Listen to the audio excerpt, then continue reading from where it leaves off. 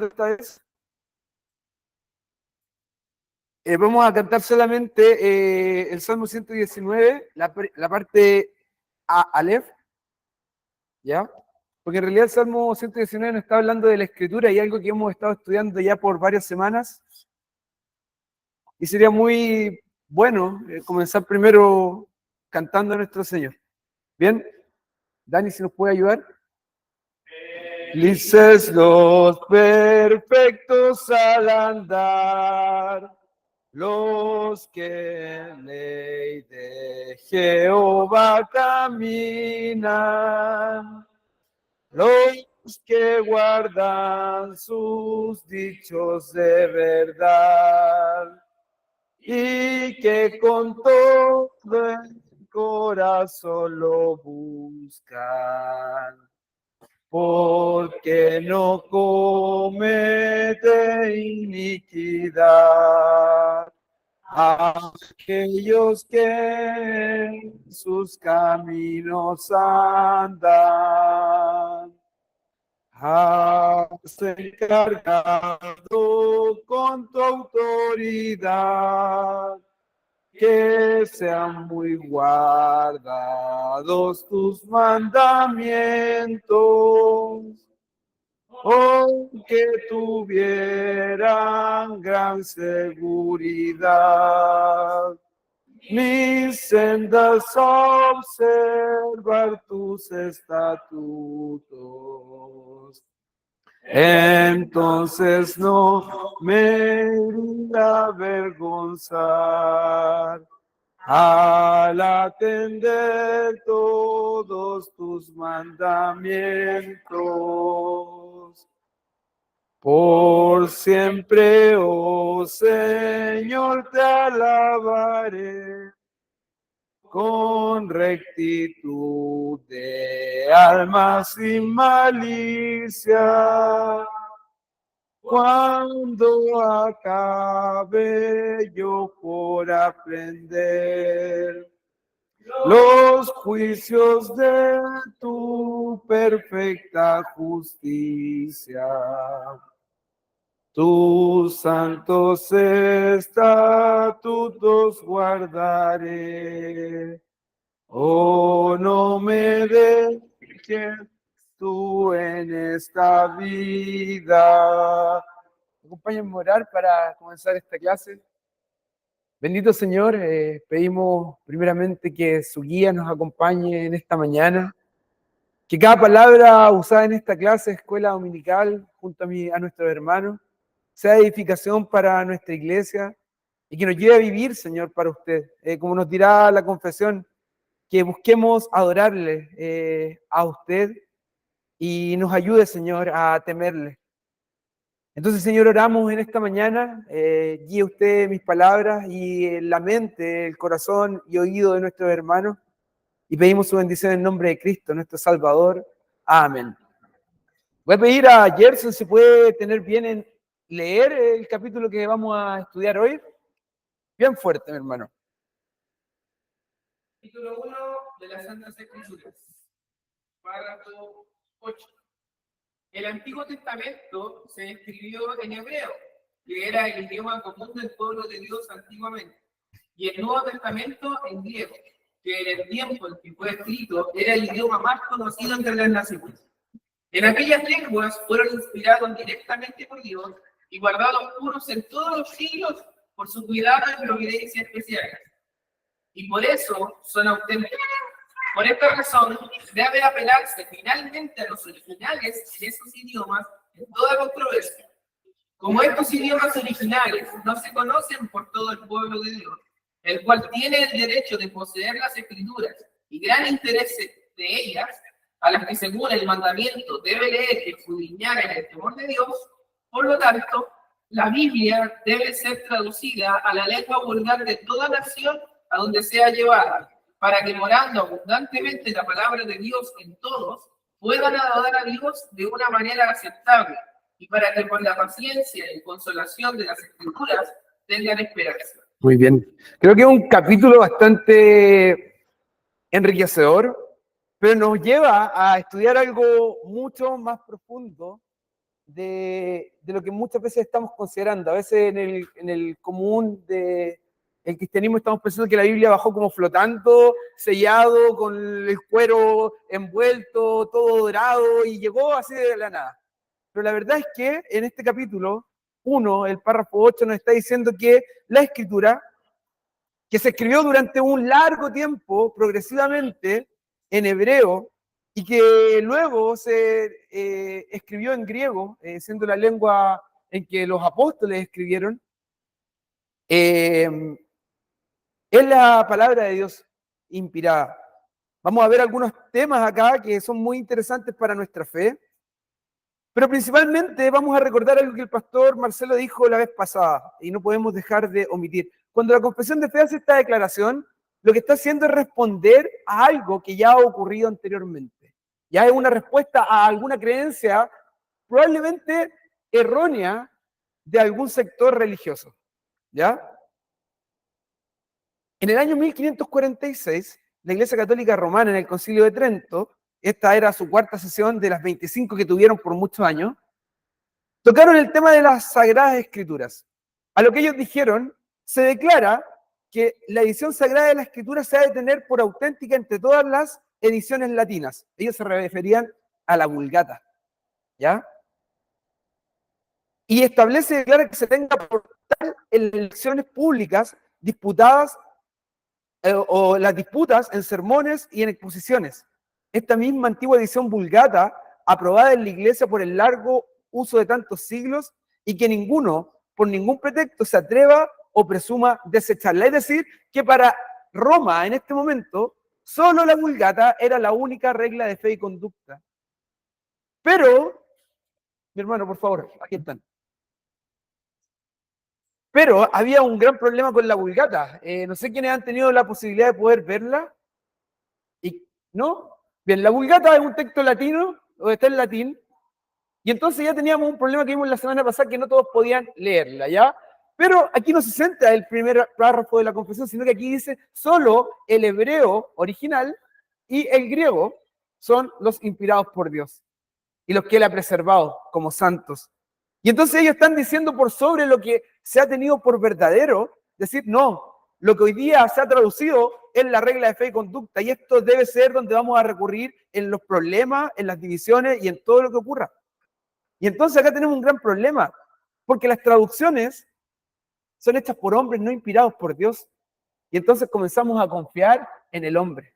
Y el primer problema era este, para Roma, confiar en algo que había sido hecho por hombres imperfectos y que no habían sido inspirados por Dios. ¿Ya? Justamente quien tradujo la Vulgata es Jerónimo, y él mismo dice, al final ya de haber pasado un tiempo, dice, yo reconozco que incluso hay ciertos vicios en la traducción. Estoy parafraseando un poco de lo que él dice.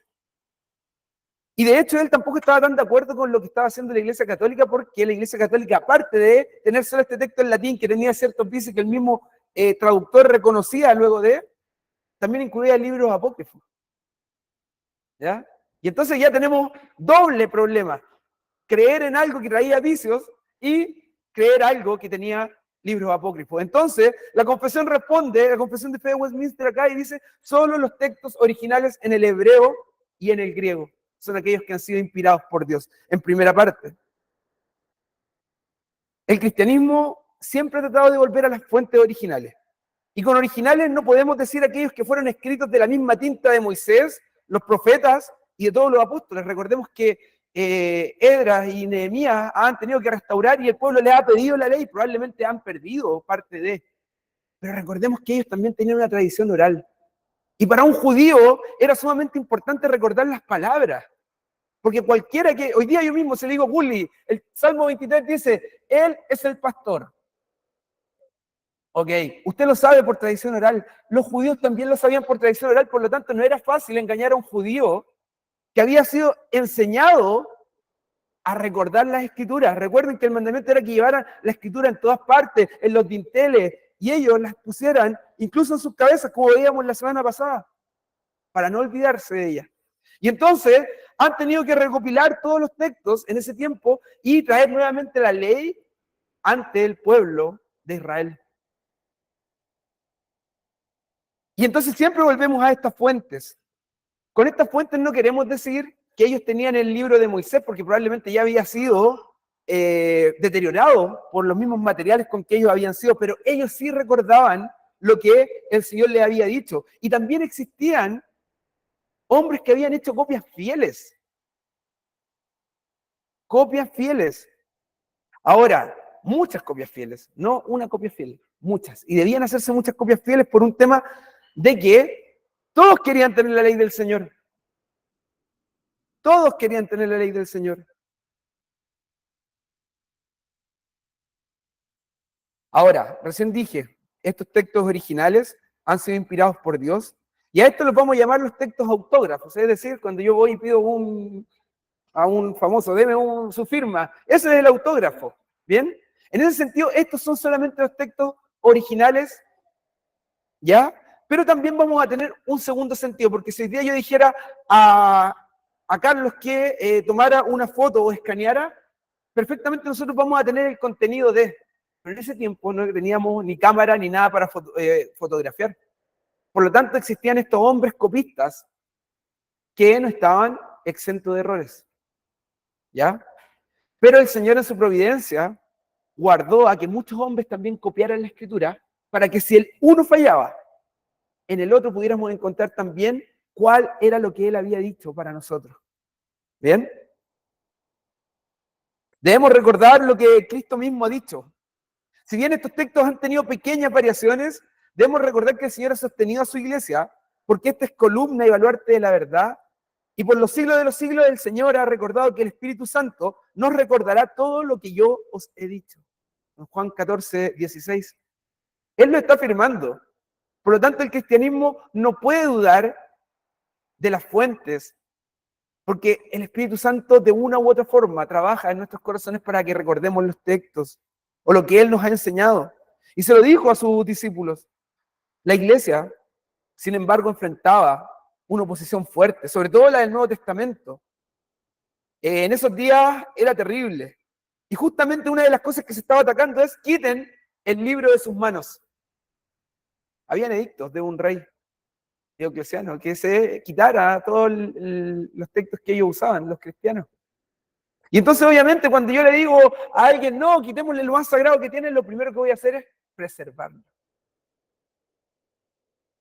Y entonces, nuevamente, los cristianos en el Nuevo Testamento hicieron copias, tratando de ser lo más fieles posible al texto original, para que pudieran tener y recordar las palabras que el mismo Señor había entregado para ellos.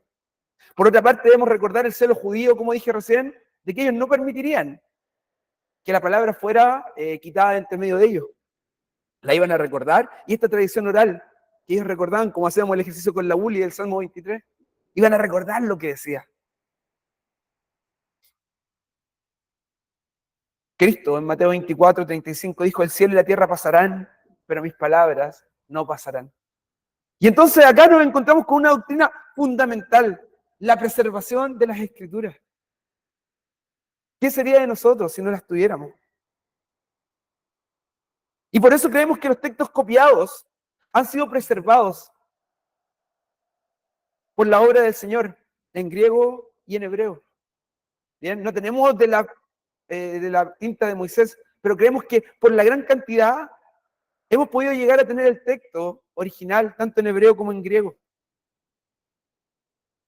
El texto en hebreo al que la confesión se hace referencia y que los reformadores también hablaron se llama el texto masorético, que es una técnica que apareció recién en el siglo IV, donde tomaron todos los textos de hebreo y dieron consistencia a este texto masorético. Y al texto recibido griego, los cuales creemos que el Señor ha preservado por su divina providencia.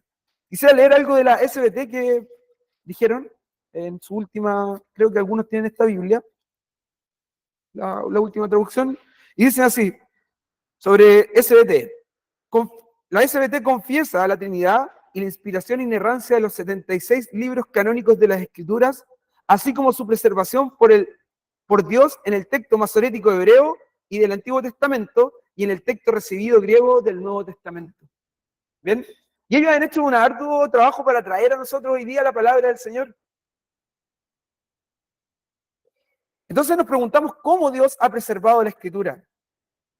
Por las mismas copias que se hacían en la antigüedad y confiando en que al juntar estos miles de textos copiados y apógrafo no es el autógrafo, sino que es la copia del original, podemos entender lo que a uno le falta y lo que el otro contiene.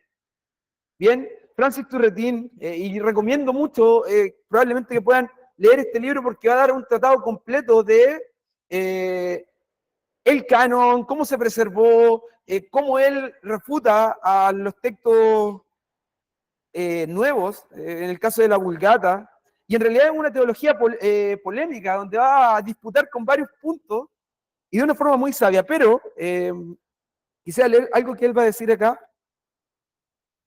Dice, las versiones como tales no son auténticas ni canónicas en sí mismas, pues fueron preparadas por la industria y el esfuerzo humano, y por lo tanto bajo aquella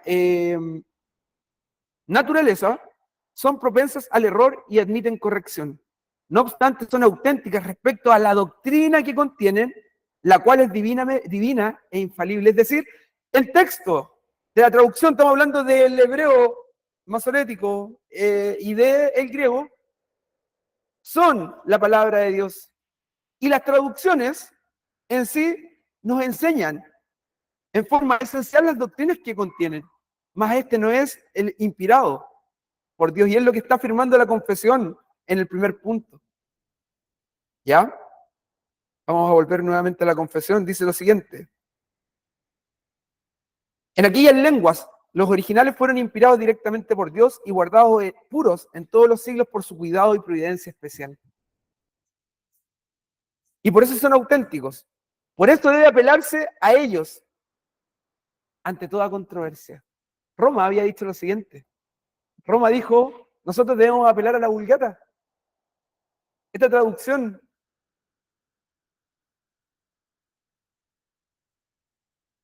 el salmista nos está diciendo, pero sobre estos textos, sobre la misma escritura, Señor, tu palabra es eterna, afirmada está en los cielos.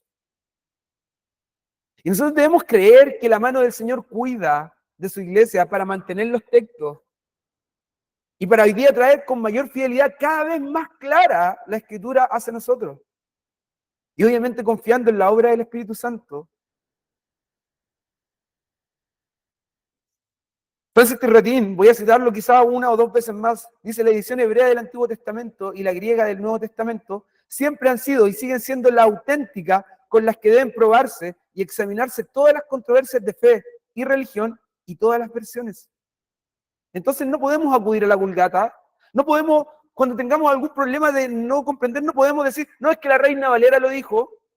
No, por eso tenemos hombres que el Señor ha usado para que aprendan idiomas originales. Cuando existen estas controversias, es muy importante que nosotros seamos sumisos. No seamos soberbios con respecto a lo que hoy ha puesto Dios en nuestras manos. Porque incluso estas traducciones pueden errar. Y es por eso tan importante. A veces se juzga y dice mal de pastores que están estudiando en el seminario hebreo y griego. Y entonces uno dice, pero ¿para qué estudian tanto? No, oren por esos pastores, ellos necesitan. Porque cuando viene la controversia, ellos no solamente pueden acudir a la traducción, sino que ellos pueden ir al original y decir, ah, este era el sentido de la palabra. Y debemos ser tan sumisos a ello y creer que Dios está preservando esos textos como originales, inspirados por Dios.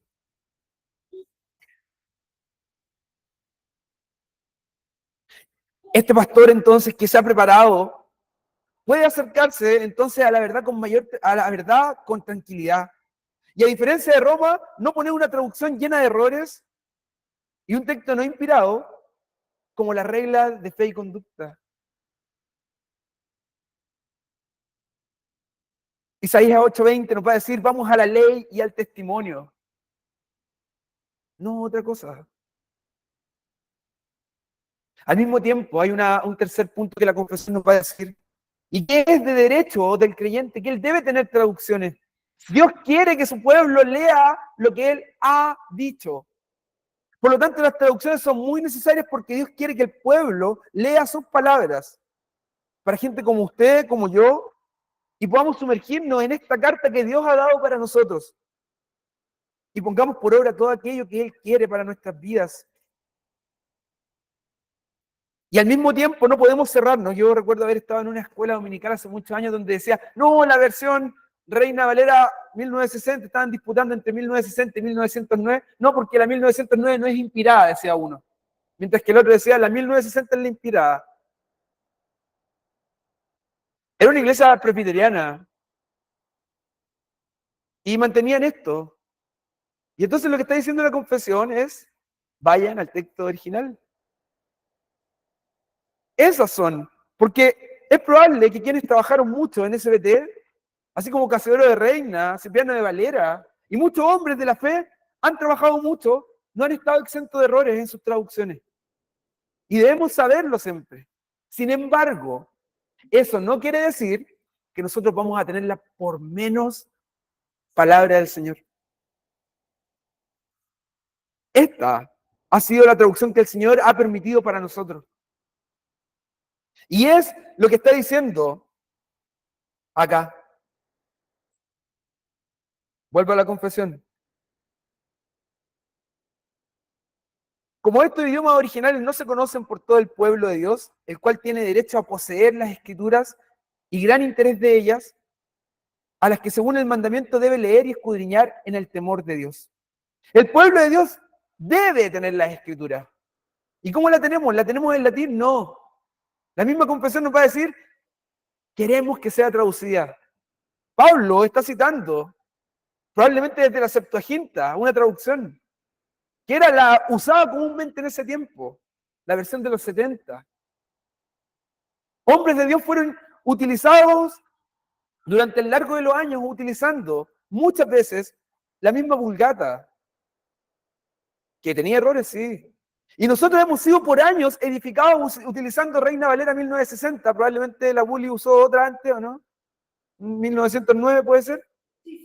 O, yo creo que sí, que antes de 1960 no estaba. Entonces, debemos confiar que el Señor va a utilizar las traducciones para que el pueblo del Señor sea edificado. Y no tenerlas por menospreciar estas traducciones. Queremos siempre que nuestras escrituras estén más cercanas al original.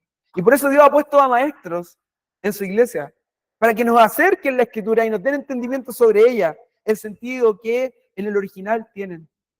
Y cuando tengamos algún problema, entonces recurramos y digamos, pastor, ¿qué significa esto? No temamos cuando el pastor nos diga, no sé, voy a buscarlo.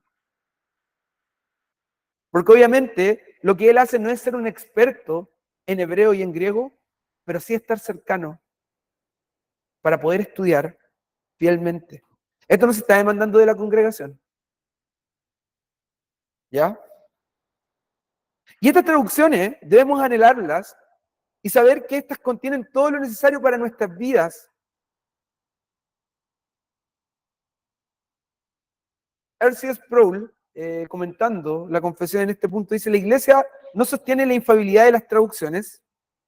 A veces hablamos de diferentes traducciones, traducen el mismo versículo de manera incompatible una con otra, por lo que al menos una debe estar equivocada. Reconocemos errores al copiar y traducir, pero el mensaje original que vino de Dios mismo es infalible. Así que, hermanos, debemos comprometernos a orar por aquellos que están traduciendo. Y algo que pocas veces hacemos, porque nos gusta nuestra tradición, que no nos toquen la Biblia que nos aprendimos. Bien, nosotros debemos tratar de ser sabios con respecto a esto. Y si creemos que hay mejores traducciones, nosotros no debemos ser como Roma y decir solo la Vulgata o solo Reina Valera, sino que debemos decir solo aquella que esté fielmente adecuada al texto original. Confiemos en la mano del Señor. Y no despreciemos las traducciones que el Señor ha dado a su iglesia en estos tiempos.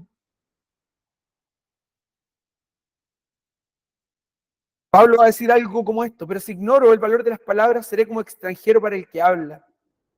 Y el que habla será como extranjero para mí. Por lo tanto, Pablo está diciendo acá, sobre el don de lenguas, pero también sobre poder traducir.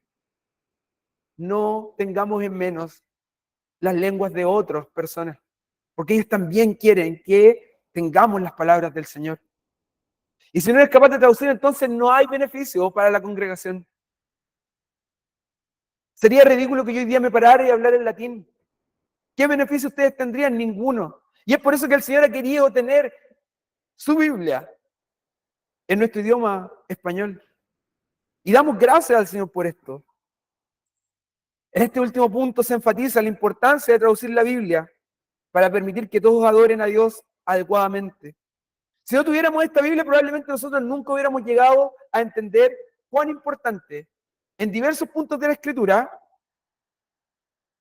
nosotros deberíamos venir en reverencia al Señor.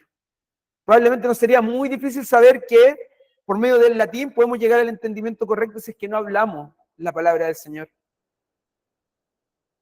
Entonces, es importante mantener estas traducciones, pero siempre confiando y diciendo, estas traducciones pueden tener errores.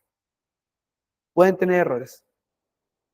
Y nunca con un corazón enardecido por la misma traducción, más que por lo que el Señor ha entregado a la iglesia y ha preservado. Y aquí viene donde está tu fe. ¿En el Dios que preserva o en aquel Dios que tú crees que probablemente no ha mantenido la Escritura por los siglos de los siglos?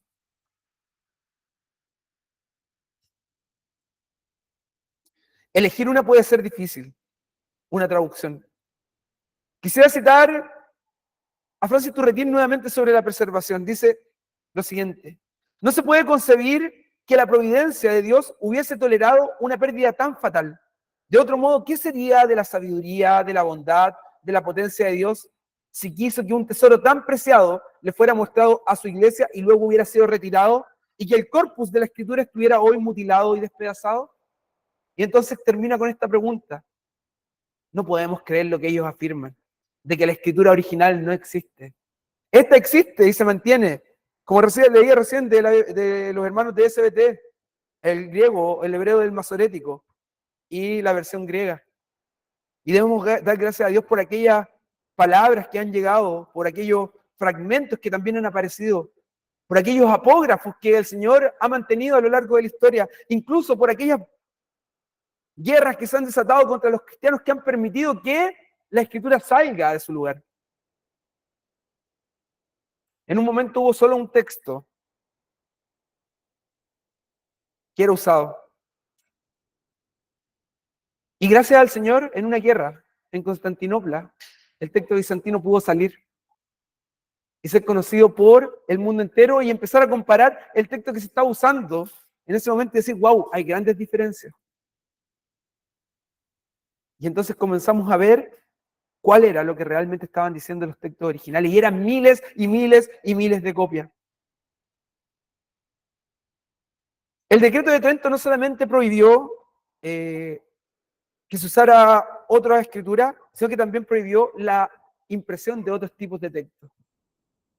Y debemos dar gracias a Dios por aquellos protestantes que con su vida, aquellos cristianos que con su vida, con su sangre, tradujeron una tras otra vez insistentemente la escritura para que el pueblo de Dios pudiera tener la palabra de Dios en sus manos. Confiemos en que el Señor está entregando su palabra hoy a la iglesia y que en ella encontramos lo necesario para nuestras vidas.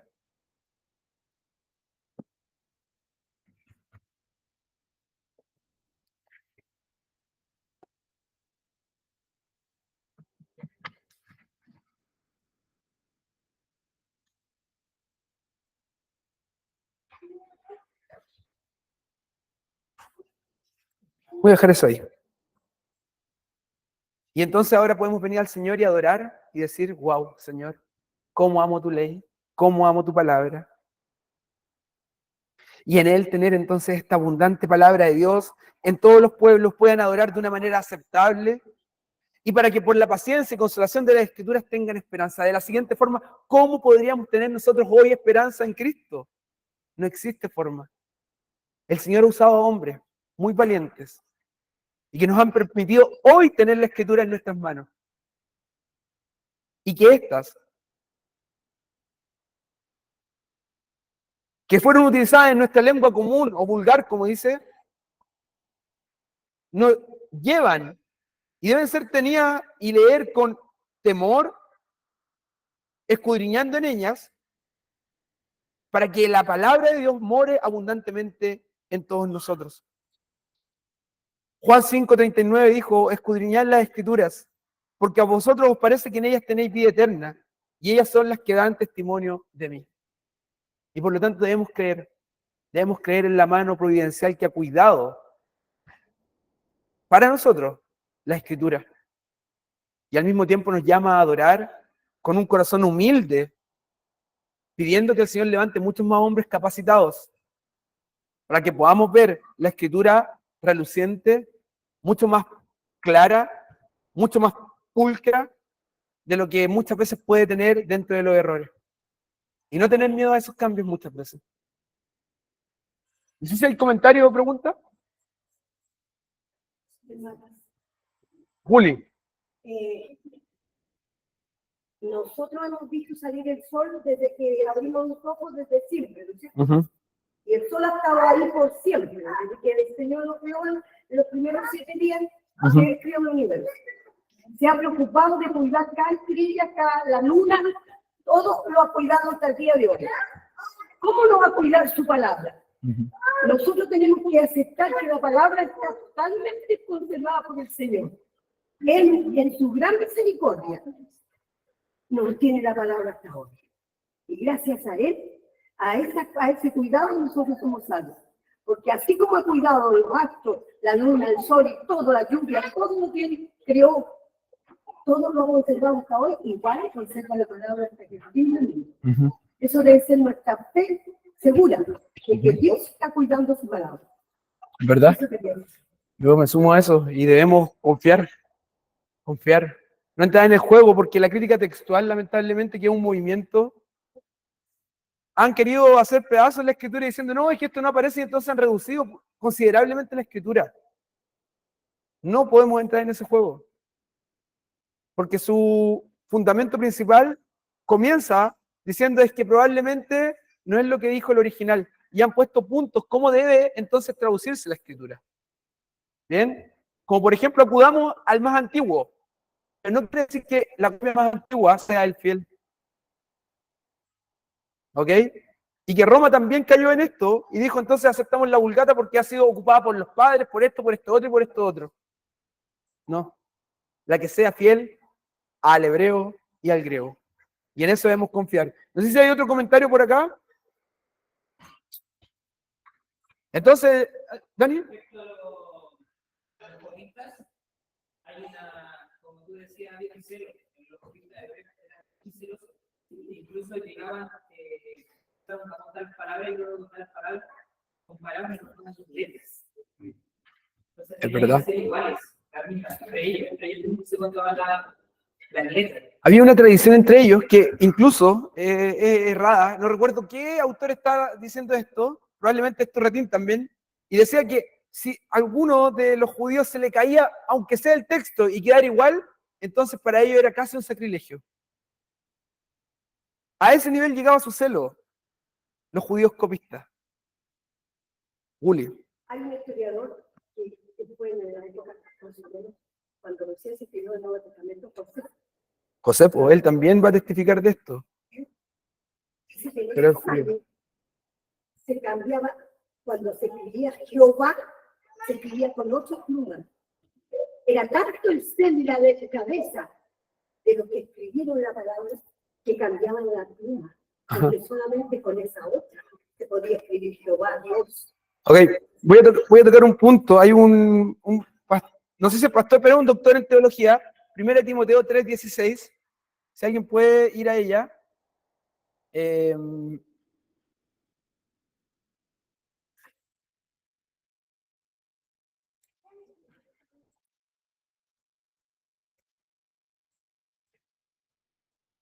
Creo que este texto. Ya. Cuando dice: y sin contradicción grande es el misterio de la piedad, Dios ha sido manifestado en carne. Esa última, Dios ha sido manifestado en carne. Aquí hay un problema porque la Vulgata comúnmente y el texto que estaba siendo en ese momento utilizado decía la partícula ¿quién en la original, quién ha sido manifestado en carne? Y la pregunta es: ¿a quién se refiere cuando yo uso la palabra quién? Si yo voy a la Biblia de la América, dice él que ha sido manifestado en carne. ¿Quién? ¿La piedad? Antes está hablando de los diáconos. Por lo tanto, no hay un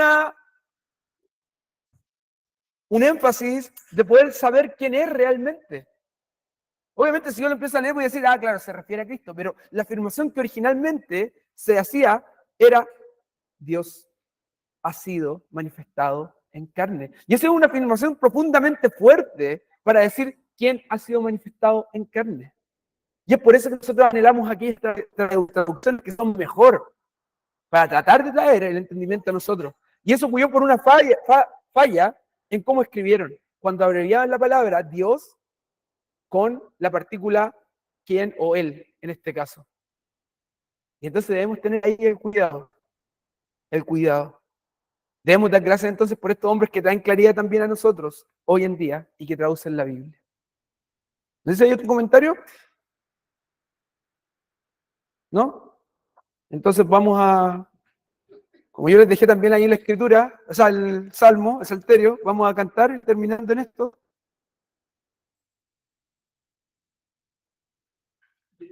Dani, dale. Nos saltamos el canto, vamos. Cuando hablaste de cómo estudian los escritores grandes,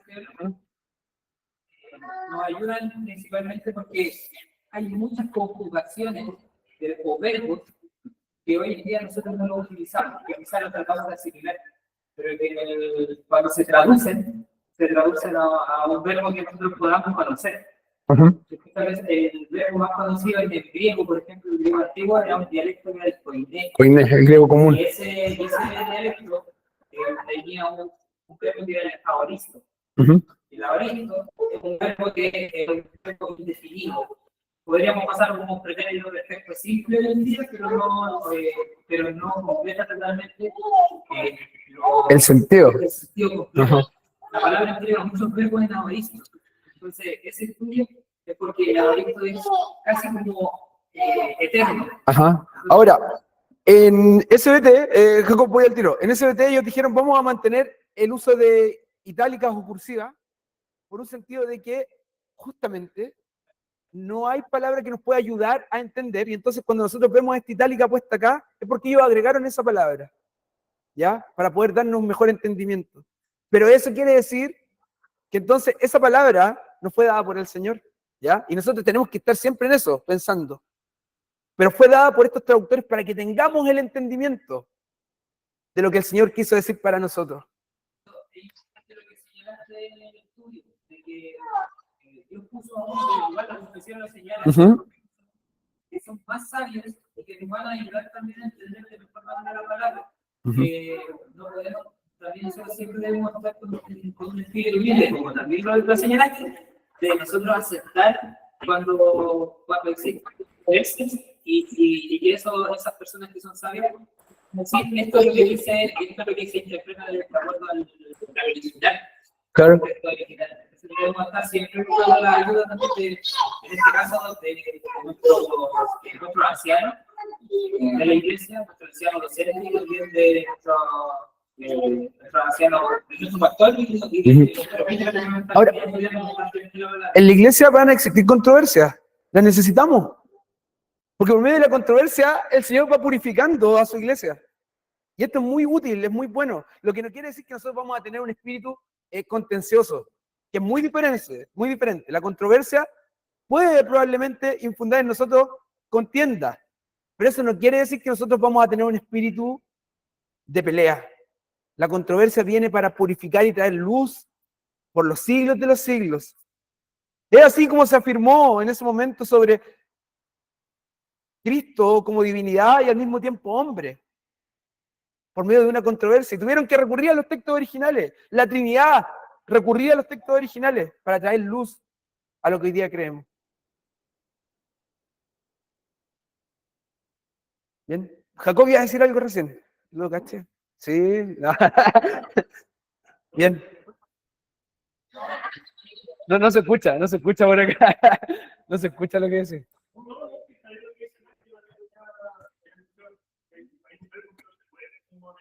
Ujú. Y ese cuento que después van a también me han escuchado que está traducido en la Biblia para la gente que es de África, que por ejemplo ellos no conocen la oveja. Y a veces escuchar a la oveja, entonces están tratando de ir hacia. ¿Cómo hacerlo? Como no conocen la oveja, como hay similar a lo que se hace. Entonces, por ahí también hay trabajo de muchas personas, como tú me decías, que estarán para ellos, para que Dios siga dando esa energía. Ahora, recordemos que nosotros no conocemos todos los animales que aparecen acá. ¿Cómo se llama? Job habla de un animal que es bien, para nosotros no conocido hoy día. No recuerdo cómo lo traduce. El leviatán. No sabemos qué animal es. Así que oremos, sí, por África, pero también oremos para que nosotros no tengamos dudas, porque a veces, por temas tan pequeñitos, nosotros muchas veces decimos, no, es probable que esto no sea inspirado, que esto no sea la palabra de Dios y lo desechamos. No caigamos en ese juego. Recordemos que, como dijo la Bully, el Dios providente, el Dios que ha cuidado de su pueblo por el largo de la historia, y como Cristo afirma, porque de cierto os digo que hasta que no pasen el cielo y la tierra, ni una jota ni una tilde pasará de la ley hasta que todo se haya cumplido. Por lo tanto, Él va a cuidar a su iglesia y su palabra. ¿Oramos? Bien. Bendito Señor, damos gracias por poder tener este tiempo de estudio, damos gracias por cómo tú edificas a tu pueblo. Gracias, Señor, por este tiempo que podemos compartir junto a nuestros hermanos. Y pedimos que tú pongas en nosotros, Señor, este celo tan importante de conocerte por medio de lo que tú has dejado para nosotros hoy. Estas traducciones, Señor, que han sido hechas por hombres, que tú has guiado para nuestro entendimiento. Pedimos, Señor, que tú nos mantengas con un espíritu humilde y sobre todo con sabiduría para poder discernir aquello que es mejor. Que tu Espíritu Santo nos recuerde las verdades que tú enseñaste, como lo prometiste. El Consolador les recordará todo lo que yo les he dicho. Y entonces, Señor, confiamos en que tú sigues obrando en nosotros y sigues trabajando, Señor, para que tu iglesia tenga una traducción cada día más fiel a tu palabra. Oramos, Señor, y pedimos también por los traductores que están haciendo un arduo trabajo. Y para que el mundo entero pueda tener tus palabras, Señor, y conocerte. Y entonces en ella puedan encontrar salvación y vida eterna y vivir para la gloria tuya. Oramos y pedimos todo esto en nombre de Cristo, nuestro Salvador. Amén.